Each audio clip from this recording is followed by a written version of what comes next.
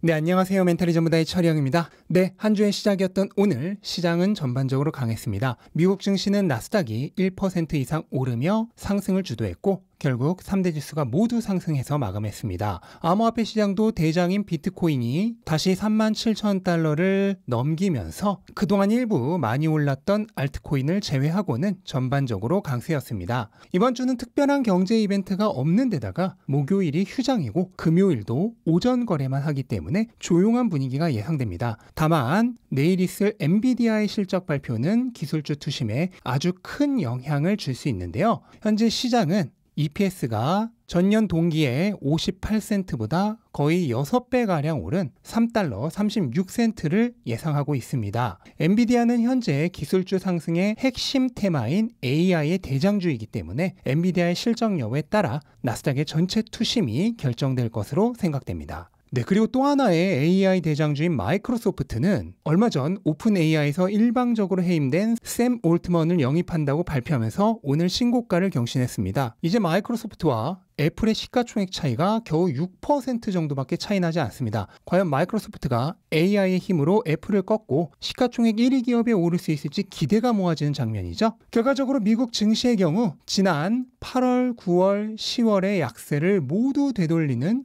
강력한 모습이 나오고 있습니다. 11월 들어 무려 3주 연속 상승한 이후 월요일부터 또 올랐습니다. 증시가 이렇게 반등하기 시작한 가장 큰 이유는 역시나 최근에 나왔던 지표들 덕분이죠. 고용보고서를 통해 고용이 약해지고 있는 게 확인이 되었고 지난주는 CPI를 통해 물가도 내려가고 있는 것이 확인되었습니다. 따라서 현재 시장은 더 이상의 금리 인상이 없을 것이라는데 거의 만장일치로 합의하고 있습니다. 또한 내년 5월부터 금리 인하가 시작될 것으로 전망하고 있습니다. 이제 장기 채권 수익률은 확연하게 하락 추세입니다. 5% 근처까지 갔을 때는 뭐 5.5% 간다, 6% 간다 그렇게 난리 쳤지만 저는 그때도 5% 초반 정도가 한계이기 때문에 별로 걱정할 필요 없다고 말씀드렸었죠. 결국 그때가 고점이었고 이렇게 예상대로 되어버렸습니다. 유가는 또 어떻습니까? 100달러 근처까지 갔을 때 뭐 150달러 간다, 200달러 간다 난리 쳤지만 그렇게 안 될 거라고 말씀드렸죠. 결국 중동 전쟁이 나기 전보다 가격이 더 내렸습니다. 하도 많이 말씀을 드려서 이제 몇 번 말씀드렸는지 기억조차 나지 않는데 다시 한번 말씀드리겠습니다. 방향은 정해졌습니다. 이미 모든 것이 그 방향을 향해 일관되게 나아가고 있습니다. 단지 속도만 그때그때의 이슈에 따라 빨라졌다 느려졌다 할 뿐 방향 자체는 바뀌지 않고 있습니다. 부디 여러분이 가진 자산을 헐값에 털어가려는 사람들이 획책한 노이즈에 속지 않으시길 바랍니다. 그리고 많은 분들이 온갖 노이즈에 휘둘리면서 가격에 일희일비하게 되는 가장 큰 이유 중 하나는 증권사 앱에서 제공하는 평균 단가라는 속임수와 수익률이라는 환상 때문입니다. 이것은 명백하게 사람들로 하여금 더 많이 거래하도록 설계된 함정입니다. 자산의 총량이라고 하는 것은 현재 가진 자산의 수량 곱하기 가격이죠. 이거를 내가 언제 사서 몇 % 수익인지는 전혀 고려 대상이 아닙니다. 하지만 평단과 수익률을 표시함으로써 사람들로 하여금 더 많은 거래를 하도록 그리고 더 비이성적인 뇌동 매매를 하도록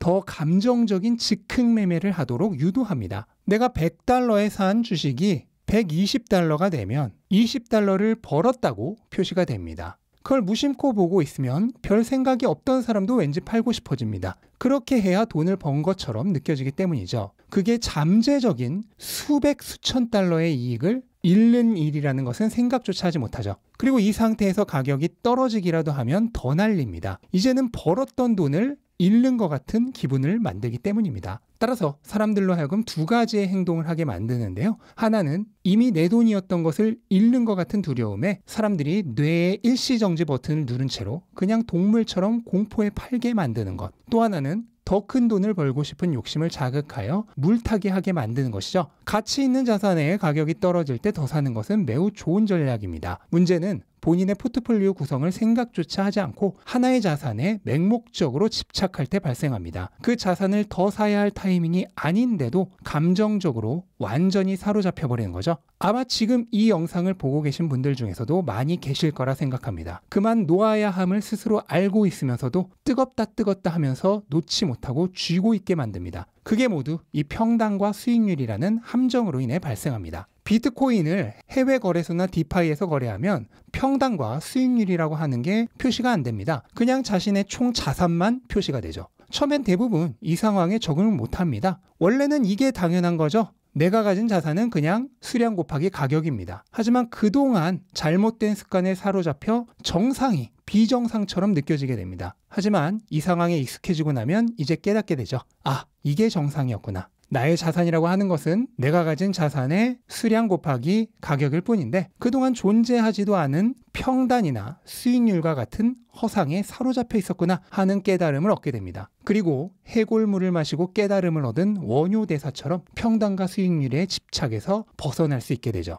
그런데 증권사는 왜 이런 무익한 걸 표시할까요? 그래야 사람들로 하여금 더 많이 거래하게 만들 수 있기 때문입니다. 증권사는 여러분의 수익 따위는 안중에도 없습니다. 자신들이 더 많은 돈을 벌려면 사람들이 한 번이라도 더 많이 거래하게 만들어야 합니다. 그게 그들의 목적이라는 것을 잊어서는 안 됩니다. 그들의 목적을 이해하고 나면 그들이 만들어 놓은 시스템이 결코 우리를 위한 것이 아니라는 간단한 사실을 깨우칠 수 있게 됩니다. 사기는 결코 증권사에서만 치는 게 아니죠. 중앙은행이 발행하는 법정화폐의 인플레이션이야말로 사기 중의 사기입니다. 인플레이션은 서민들의 구매력을 갈취하여 부자들에게 재분배하는 사기 중에서도 가장 악질적인 사기 수단입니다. 여기에 대해선 돈의 규칙을 통해 이미 충분하게 설명을 드렸죠. 설마 아직도 안 보신 분은 없으시겠죠. 안 보셨다면 지금이라도 꼭 찾아보시기 바랍니다. 비트코인 가격이 다시 37,000달러를 넘어서 오늘까지도 강세가 이어지고 있습니다. 그리고 그 이유 중 하나가 바로 아르헨티나에서 친비트코인 대통령이 당선된 것인데요. 비트코인에 대해서도 매우 우호적인 발언을 했는데요. 그동안 비트코인의 적대적이었던 정치권에서도 조금씩 친비트코인 성향 정치인들로 물갈이가 되어가고 있는 중이죠. 백문이불여일견이라고 인터뷰 내용을 한번 보시면 좋겠습니다. Que el Banco Central es una estafa. Es un mecanismo por el cual los políticos estafan a las personas de bien con el impuesto inflacionario. El Bitcoin lo que está representando es la vuelta del dinero a su creador originario, que es el sector privado. El dinero es una invención del sector privado. El Bitcoin no, tiene un algoritmo y un día va a llegar a una determinada cantidad y no hay más. ¿Y qué es lo interesante? Que es la vuelta al sector privado. El problema es que los estados no te van a querer ceder que el curso forzoso, porque del curso forzoso te estafan con el impuesto inflacionario. Entonces el Bitcoin es la reacción natural frente a la estafa que son los bancos centrales y que el dinero vuelva a ser privado. ¿Qué es lo que pasa? Cuando vos tenés economías con alta inflación y el problema de la estafa es más claro, entonces hasta podés discutir, como planteo yo, directamente eliminar el Banco Central. 네, 비트코인을 제대로 이해하고 있다는 게 드러나는 인터뷰인데요. 이처럼 비트코인은 돈에 대한 통제권을 극소수의 엘리트 손에서 회수해서 원래의 주인인 민간에게로 사람들에게로 되돌리는 수단입니다. 하지만 안타깝게도 대부분의 사람들은 이것을 이해하려고 하지 않습니다. 이유는 여러분들이 돈에 대한 교육을 받지 못하고 자란 이유와 똑같습니다. 제가 돈의 규칙에서도 입에 침을 튀기며 설명을 드렸지만 피라미드 밑에 있는 사람들은 돈에 대해 알면 안 됩니다. 이들이 돈에 대해 알아버리면 피라미드가 무너질까 두렵기 때문입니다. 마찬가지 이유로 사람들을 위한 돈인 비트코인 역시 나쁜 것이다, 투기다, 사기다 와 같은 프레임을 씌웁니다. 그리고 우리의 성실한 일개미들이 그 말을 고지고대로 듣고 자신들에게 스스로 생각할 능력이 있다는 사실조차 망각한 채 그대로 믿게 만들죠. 귀찮다는 이유로 공부조차 해보지 않고 이미 잘못 세뇌된 자신의 선입견을 그대로 적용하여 해석합니다. 이게 현재의 비극을 만들고 있는 것입니다. 비트코인의 장기 투자자 비율은 신기록을 갈아치우면서 계속 상승하고 있습니다. 반면 대부분이 개미 투자자들인 단기 투자자 비율은 신저점을 경신하며 사라져가고 있습니다. 이런 상황에서 현물 ETF가 승인되려 합니다. 승인되면 기관들이 본격적으로 들어옵니다. 그럼 무슨 일이 일어날까요? 네, 개인들을 위해 태어난 화폐인 비트코인이 결국 기관들, 전통 금융 세력들, 그리고 대형 투자자들에게로 다시 돌아가는 것입니다. 그리고 일반인들은 단 한 개의 비트코인을 소유하는 일조차 어렵게 될 것입니다. 이렇게 되면 작전 성공이죠. 자신들이 비트코인을 차지하기 전까지 일반인들에게 비트코인은 나쁜 것이라 믿게 만드는데 성공했습니다. 나중에는 0.1개의 비트코인조차 아주 비싸게 쪼개서 팔 것입니다. 그리고 개미들은 가격이 그렇게 오른 뒤에야 뒤늦게 달려오죠.